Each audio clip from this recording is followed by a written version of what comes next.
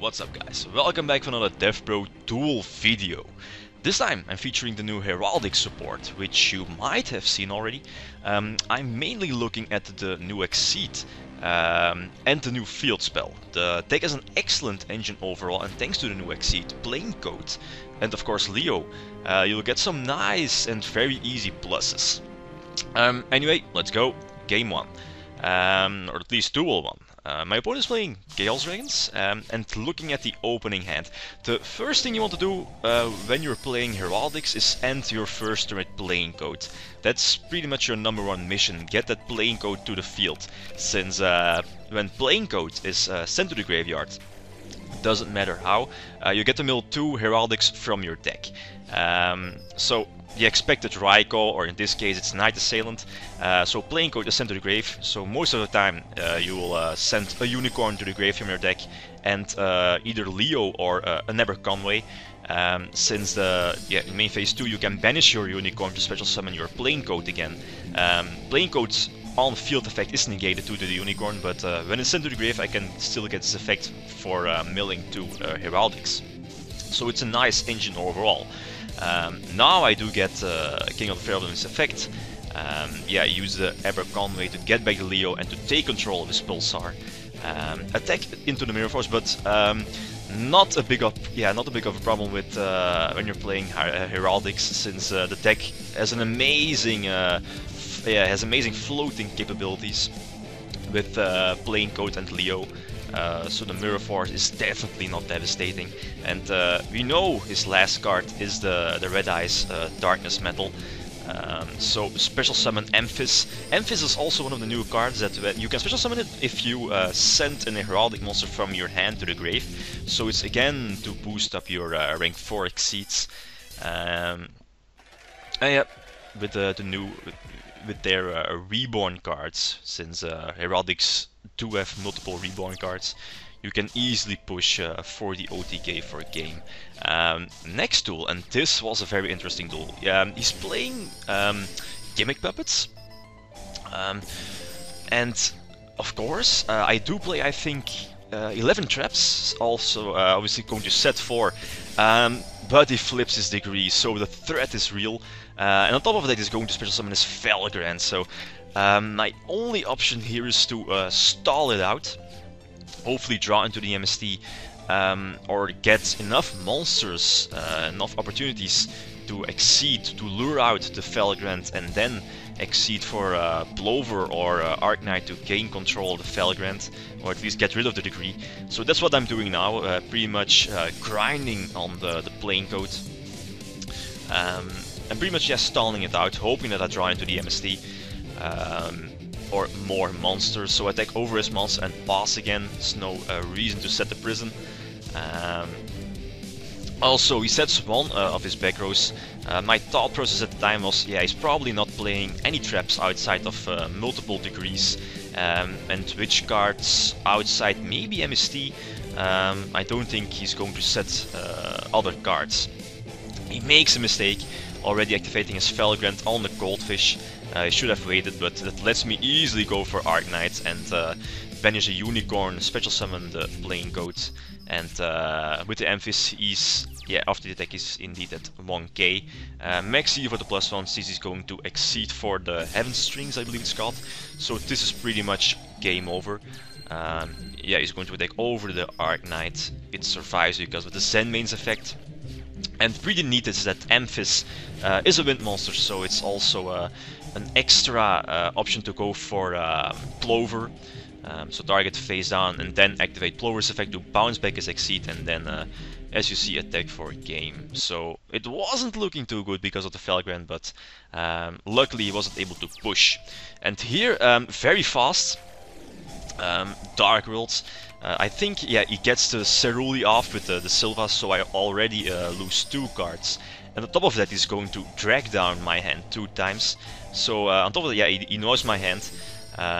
But this deck is Heraldics, and special summon Emphis, discard Leo, search out an Epic Conway, and pretty much make one of the most OP cards that's coming to the TCG soon. Belzebut. I think it's a secret in Legacy of the Valiant. So we have to pretty much equal the score. So Belzebut keeps me in the duel, and Boss. And this is what I wanted. He's going to special summon this Greffa, so next turn I can easily make the Arknight and gain control of the Greffa. And then set the MST for next turn for the field spell. So activate the art and special summon the Arknight. Yep, indeed. So detach the Leo. Leo activates, search out the Aberconway, and then exceed. No, first go into attack obviously for more damage, and then make the proper exceed plain code. So sweet, set the prison and set the MST. So this should be the game, since he's going to search out the Greffa, activate his field spell, let him pay the cost, and then chain the MST. And yep, that's indeed the duel. So yeah, again, it wasn't looking too good with the drag down, double drag down. But yeah, still managed to win the duel, thanks to Belzebut, of course. But yeah. Next, Fire Fist, and looking at my hand, no first turn plain code, so bit of a bummer. And I see, yep, he's playing Fire King, so set the Leo, search out, I believe, the Emphis, and he gets a search with his bear. I'm not going to MST it, since my thought process was, okay, I'm going to keep the MST for one of his traps, and I'm honest, random MST, pretty much the best card I could have MST'd to the bottomless, since now I'm able to plover one of his back rows, which was the safe zone. He could have chained it, but it wasn't that smart of a move, and then bounce back his Garou next to the top of his deck. So MSTing his random MSTing his bottomless, most of the time random MST is not a great idea, but it wasn't looking too good already for me. So I was lucky.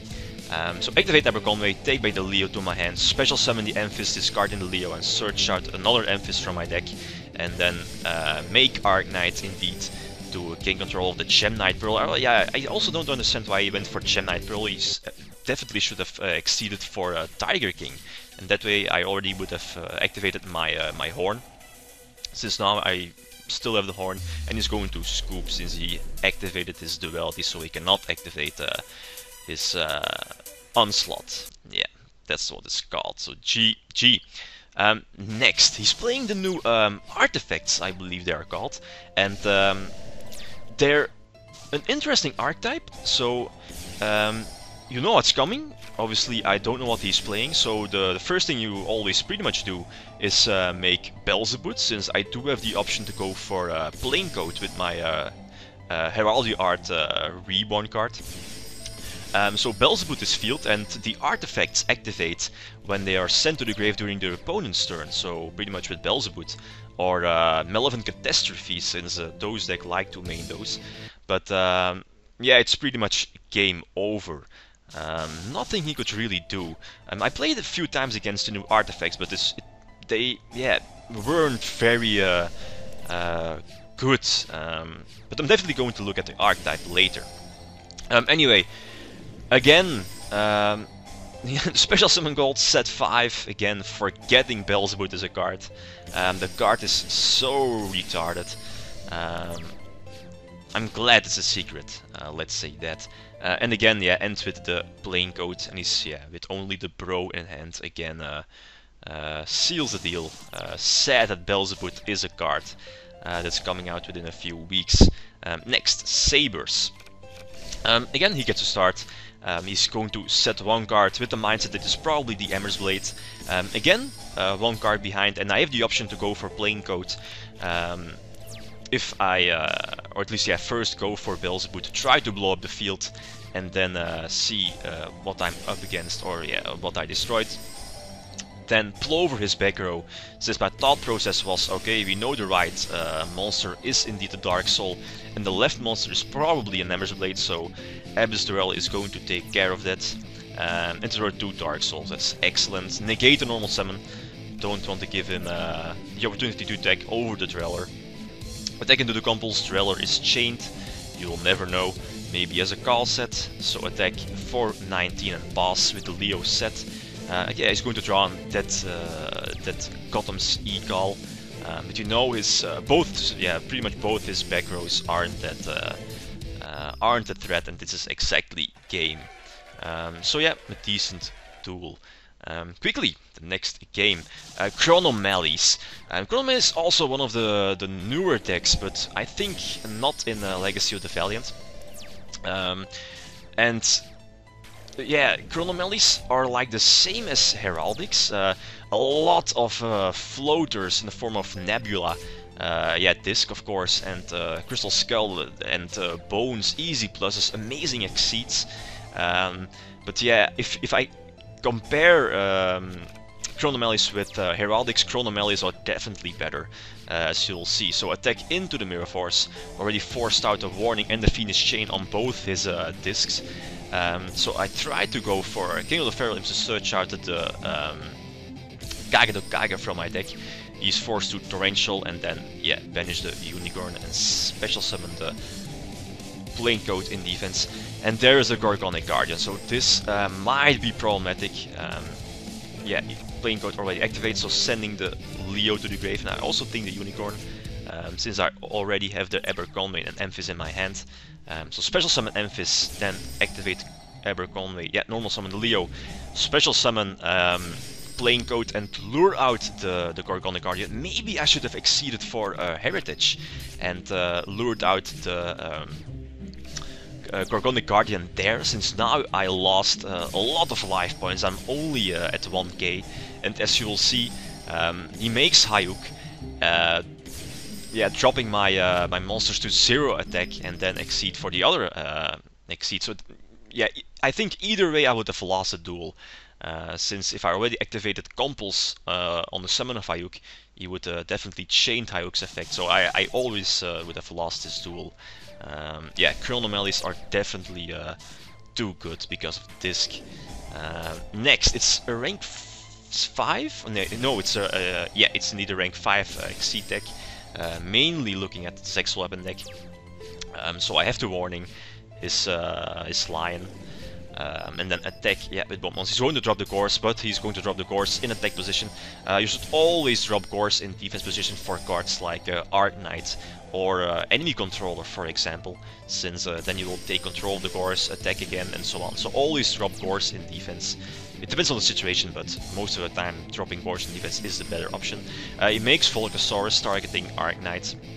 Obviously Arc Knight survives to do its effect, and now pretty sweet, he only has 3200 life points left, so I'm going to suicide my my code, then search out the Emphys, I believe, yeah, search some Emphys, then get the Leo back to my hand, make Heritage, copy Volcasaurus' effect, and then destroy the Volcasaurus with Heritage to give him 2500 burn damage, and then make Cowboy. So yeah, burn damage for the win, thanks to Heritage. Alright, next game. Let's see. Yeah, Fire Fist again.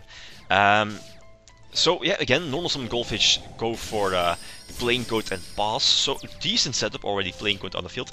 And here he activates his Blaster to destroy the Plain-Coat, and Plain-Coat does not activate. It does not miss timing, since it's not a when, etc, etc, you can. It's an if effect, I think. So it definitely does not miss its timing. So it's probably a bug.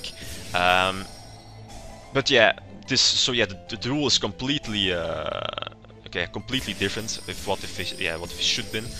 So make Belzwood again, pretty much to get me back into the game. And then end with Plain-Coat. Horn is a Horse Prince, and then yeah, he's not going to attack. I don't know why he did not attack over the the Belzebut. Although I attack into the Mirror Force, not that big of a deal, since both Leo and Plain-Coat activate, and I still have my normal summon, so normal summon the Leo and make Arc Knight try to gain control of the Blaster. Phoenix Chain, not big of a deal, and end with Plain-Coat in defense. He special summons his Blaster, and looking at his graveyard, he only has one fire monster left, the Spirit, I believe. Indeed. So yeah, the best option here is to keep the MST, since I do have the option to special summon, or at least normal summon, or get 2 wind monsters to the field, so try to Plover his back row, and then Plover his Blaster. But it's a Phoenix Chain, so I'm forced to MST his back row and then Plover his Blaster, and we know his top card is the Blaster, so this is always GG. So yeah, make the King of the Feral Imps, which will be another Kage Tokage and the Leo Surge next turn. So he's only left at yeah, 1600 life points, so GG. Yeah, if the playing code activated during the second turn, I believe, of the duel, it would have been completely different, since I would have gotten at least 1 or 2 searches and so on. So Belzebub wouldn't have been able to activate. But yeah, nothing I can do about bugs in DevPro. This is, I think, one of the last tools of the video. So again, end with playing code, pretty much the first thing you want to do, and set to 3 back row, pretty strong. He normal summons both his Fire Fist monsters. I think he should have went for the dragon play with the Tensu. Obviously going to prison his bear, since the gorilla is not threatening. End phase MST one of his back rows, so that's a clear way to special summon playing code again, and then activate R to special summon, I believe, in the King of the Feral Imps, to search out the Kage Tokage. Still have a normal summon, so normal summon Aberconway, special summon Kage Tokage, attack for damage, and see if he has a response, maybe in the form of Gores, but yeah, probably Fire Fist don't play Gores. Exceed for My Stroke, in case of Dark Hole, to get to have some kind of protection against Bear. But yeah, it's GG right there. This is the last tool of the video. It's again, yeah, an interesting game. He's playing, yeah, as soon as he put his Gaga to level 7, Maxi, because the Dracossack was coming, so get that plus. Normal summon Unicorn, special summon Kage Tokage, try to attack over both tokens and exceed 4 Arknight. That was a plan, although he compulses my Unicorn. I'm not going to set my back row since he does have his Blaster. Maybe I should have. That would have let me exceed, but yeah, it would have been another scenario. So now I do exceed for playing code, activate its effect so I can target 1 monster on the field, and all the other monsters with the same name will be destroyed. So 2 tokens are destroyed. And then make Heritage again, copy the Dracossack, use this effect to get 2 tokens and destroy the Dracossack, so pretty neat, their Heritage. And then, yeah, of course, set the 3 back rows, so an excellent protection. Then my turn again, yeah, attack into the token, going in for 2-4 and pass. He's going to XYZ Reborn his Dracossack, which will obviously get bottomless, and he reveals the double MST to clear my back row, so kinda scary. Although, yeah, both his back rows aren't a threat, as we know. So attack for to set a horn and pass. Yeah, he's going to rip his Mirror Force, but that's not big of a deal again. Yeah, I do have a lot of advantage. So again, playing code, and both Leo activate, sending the Unicorn and Aberconway to the grave, and search out the Aberconway from my deck with Leo's effect. Make Plover bounce one of his back rows, and again banish a Unicorn for playing code in defense. So yeah, this pretty much seals the deal. So special summon Emphys, another Emphys to make another Plover for good game. Anyway, let's see the deck list. The monster lineup is pretty basic. 3 Leo, 3 Aberconway, triple Emphys, and triple Unicorn. You can also play 1 Basilisk, but it's definitely not needed. The 5 Reborn cards are more than enough. Barion's Force is a very nice deck, although it wasn't featured in this deck, or at least in this video, since I recently added it to the deck. Basically, you exceed for Chaos Crest, the 4000 attack exceed, and the interesting part is that Chaos Crest is a Psychic type monster, so it can be special summoned from your graveyard by banishing a Unicorn from the grave. And this equals a free 4k beater, so it's a pretty legit deck.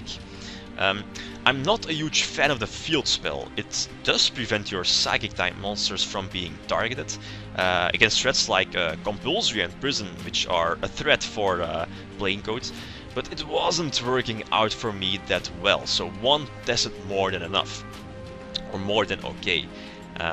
I tested the trap card Mind Over Matter because it's pretty neat with playing code, but I prefer playing more generic trap cards that are more generic and that don't have the restriction that Mind over Matter has.